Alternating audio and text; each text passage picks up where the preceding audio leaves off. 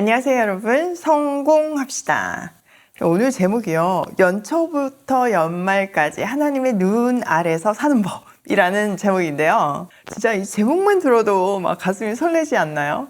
하나님의 눈앞에서 연초부터 연말까지 그 보살핌을 받으며 살 수 있다면 진짜 행복한 삶일 것 같은데, 어떻게 하면 그렇게 살 수 있는지 오늘 본문이 딱 얘기해주고 있어요. 자, 우리가 저번 시간에 하나님을 사랑하기 때문에 전인적으로 순종하고, 또 사회적 약자를 보호해야 하는 사회적 책임이 언약 백성에게는 있다는 것을 배웠어요. 오늘 부분에서는요, 이스라엘이 과거에 경험했던 그 애굽과 또 출애굽과 광야 생활에서의 어떤 그 은혜가 있잖아요. 그거하고는 또 다른, 차원이 다른 은혜를 약속하시며 계속 하나님을 사랑하고 순종하는 삶을 살라고 얘기하고 있어요. 자, 한번 볼게요. 1절. 그러므로 당신들은 주 당신들이 하나님을 사랑하며 그의 직임과 법도와 규례와 명령을 항상 지키십시오. 자, 그러므로라는 접속사를 통해서 지난 모든 말씀을 종합하는 결론적인 권면이 시작된다는 것을 말해주고 있죠. 또 앞에서도 계속 반복했던 신명기의 핵심인 하나님을 사랑하고 마음과 뜻과 의지를 다해서 하나님의 명령에 순종하라고 반복해서 말하고 있어요.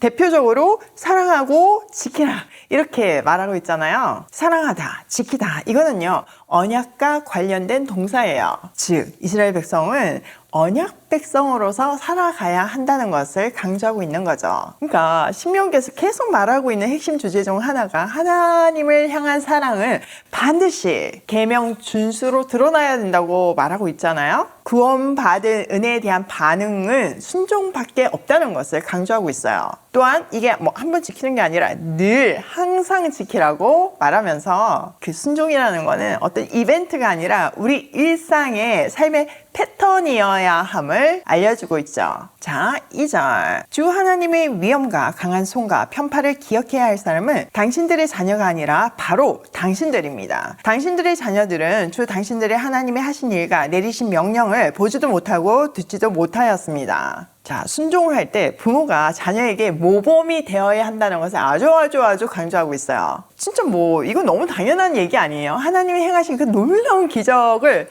직접 체험하고 본 사람이 순종하지 않는데 어떻게 그것을 직접 경험하지 못한 자녀들이 하나님께 순종하겠냐고요. 그러니까 이 놀라운 기적을 체험한 지금 이 세대는 그 어떤 세대, 그러니까 미래 세대보다 더 순종해야 하는 사명을 주셨다는 것을 말해주고 있는 거죠. 진짜 자녀들은요 본대로 자라더라고요. 제가 이제 성경적 자녀 교육 책을 쓰면서 우리 아이들을 돌아보게 됐고, 또 우리 아이들은 이미 컸잖아요. 그러면 딱 보니까 더 분명하게 알겠는 거예요. 말씀대로 살겠다고 결단하고 그것을 최우선의 가치로 알고 목숨 걸고 말씀대로 살려고 노력하는 그 부모의 모습보다 더 큰 교육은 없어요. 더불어서 우리는 하나님이 행하신 그 놀라운 오병이어의 기적을 본 사람들이고 체험한 진짜 실제 증인들이잖아요. 근데 그 일은 멈춘 게 아니라 지금 계속 일어나고 있잖아요. 그런 우리가 그 하나님의 숨소리가 들리는 듯한 그 세밀한 동행하심을 경험하고도 우리가 순종하지 않는다면 자녀들이 어떻게 순종하겠냐고요. 우리에게 특별히 이런 은혜를 주셨기 때문에 우리는 더 말씀대로 살아야 하는 책임이 있는 거예요. 우리 자녀들뿐만 아니라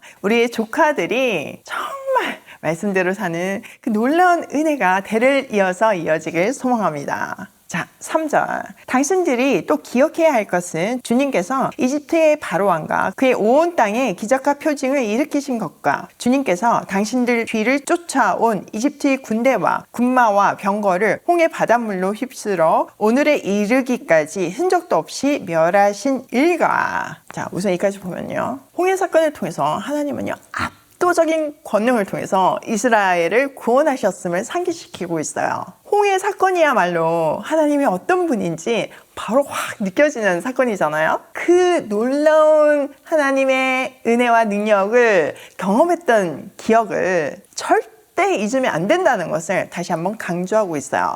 자, 5절. 또 당신들이 이곳에 이르기까지 광야에서 당신들에게 하신 일과 루벤의 손자요 엘리압의 아들인 다단과 아비람에게 하신 일, 곧 땅이 입을 벌려 온 이스라엘 가운데서 그들과 그들의 지방과 장막과 제 발로 걸어다니는 모든 짐승을 함께 삼켜버리게 하신 일입니다. 당신들은 주님께서 하신 이 위대한 모든 일을 당신들 눈으로 보았습니다. 자, 민수기 16장에 보면 모세와 아론의 건의에 불만을 품은 레위 지파 고라 일당의 반역으로 땅이 갈라져서 그들을 순식간에 삼켜버린 사건이 있었죠. 그걸 언급하면서 은혜 받은 백성이라 해도 교만과 불신앙에 빠지면 심판받을 수 있다는 것을 보여주고 있어요. 그러면서 마지막에 이 위대한 일을 당신들 두 눈으로 똑똑히 봤으니까 반드시 하나님을 사랑하고 그의 말씀을 지키는 복된 삶을 살라고 말하고 있죠. 그러니까 이 말은 너의 조상들의 신앙이 너희를 책임지지 않고 너의 자녀들의 믿음이 너희를 책임져 주지 않는다. 각자 하나님 앞에서 하나님의 그 놀라운 권능을 직접 체험한 증인으로서 순종해야 한다. 이렇게 강조하고 있는 거예요.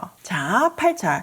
그러니 당신들은 오늘 내가 당신들에게 내리는 모든 명령을 지키십시오. 그러면 당신들은 힘을 얻고 당신들이 건너가 차지하려는 땅에 들어가서 그 땅을 실제로 차지할 것입니다. 또한 주님께서 당신들 조상과 그 자손에게 주시기로 약속하신 땅, 곧 젖과 꿀이 흐르는 땅에서 오래 살 것입니다. 자, 그러니까 그러므로의 그 변형이죠. 다시 등장했어요. 이것은 앞에서 언급한 과거 사건을 전제로 이제 미래에도 순종해야 복을 누릴 수 있다는 결론을 이끌어내는 거죠. 신명기의 전형적인 논리는요, 순종, 땅 정복, 장수, 번영, 이 패턴이에요. 더 간단하게는 순종하면 복 받는다. 지금 8절과 9절을 그대로 적용하면 순종하면 복 받고 오래 산다 이거잖아요. 그 패턴대로 제발 살라는 거죠. 하나님의 약속에 따라서 그들은 반드시 가나안을 정복할 거예요. 이 8절에 강하여 차지할 것이다. 이 표현은요, 단순히 군사력에 달린 것이 아니라 하나님과의 관계에 달려있음을 함축하고 있어요. 즉, 지금이라도 불순종한다면 못 들어간다는 거죠. 그들의 부모 세대, 광야 1세대가 못 들어간 것처럼요. 우리도 마찬가지예요. 우리의 강함,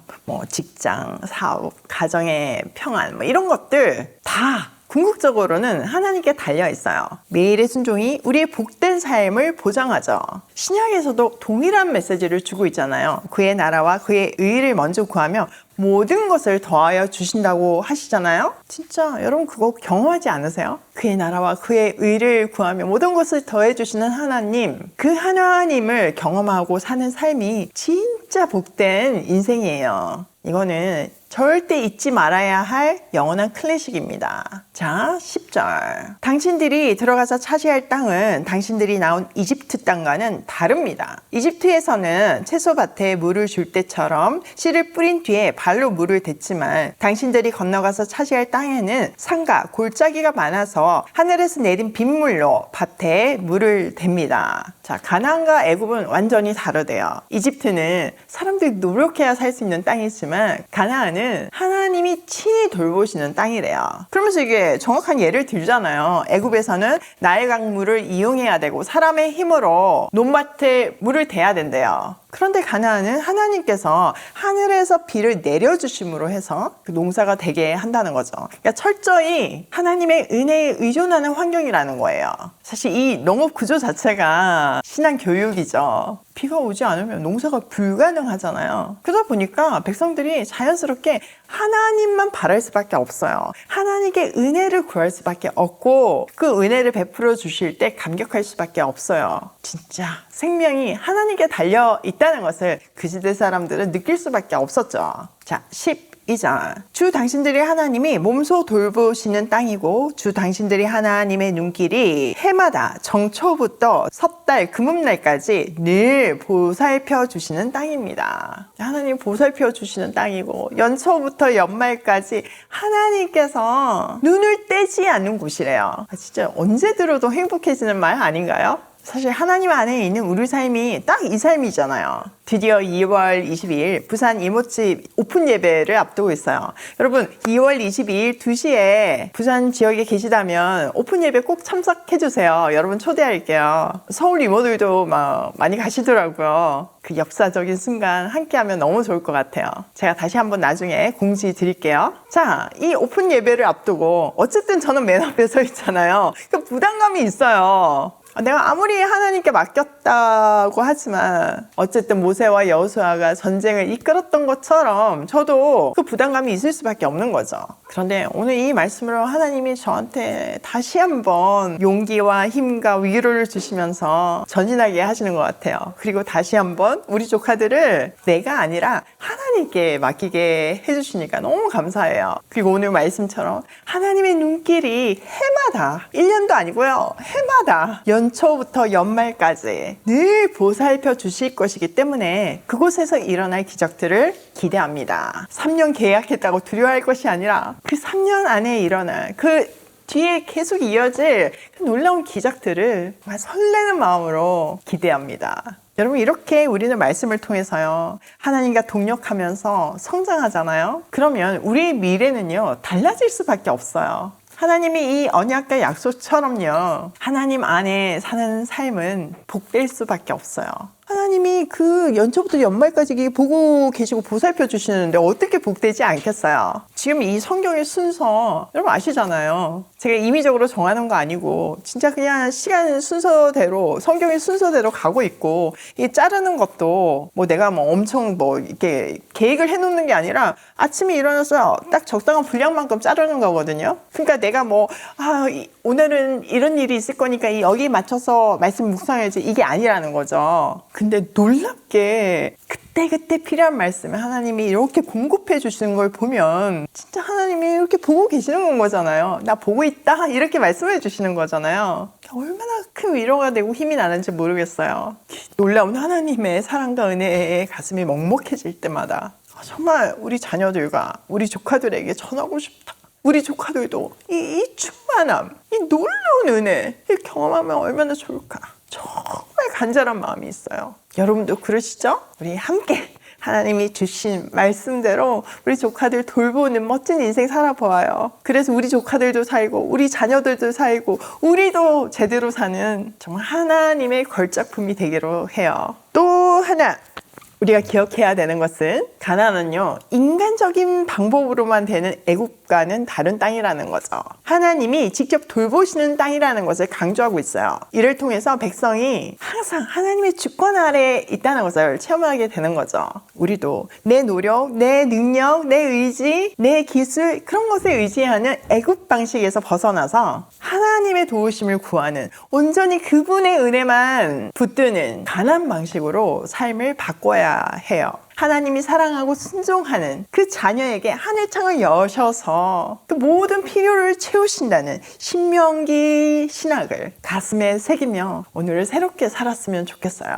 자, 오늘 내용을 우리 삶에 한번 적용을 해보면, 첫 번째, 과거의 은혜와 징계를 기억하면 현재 순종에 힘이 생긴다. 자, 오늘 본문에 보면 과거의 그 엄청난 출애굽의 기적과 더불어서 고라 사건의 심판도 말씀하시잖아요. 이 축복과 저주를 통해서 하나님이 어떤 분이신지 알게 되면서 우리는 겸손과 순종을 배울 수 있어요. 자, 다시 한번 힘을 받고 순종의 박차를 가하는 우리가 되기로 해요. 두 번째, 애국 방식 대신 가나안 방식으로 살자. 자, 애국 방식은 인간의 기술과 나일강에 의존하는 그런 방식이에요. 지금 우리한테 적용을 한다면 내 기술과 능력과 자본감, 이런 것에 의존하는 건 거죠. 근데 가나안 방식은 하나님이 주시는 비에 전적으로 의존하는 건 거잖아요. 하나님의 은혜에, 하나님의 주권에 온전히 의존하는 삶을 얘기하는 거잖아요. 이 극명한 대조를 통해서 우리는 하나님께 의존하는 삶이 본질임을 깨달아야 돼요.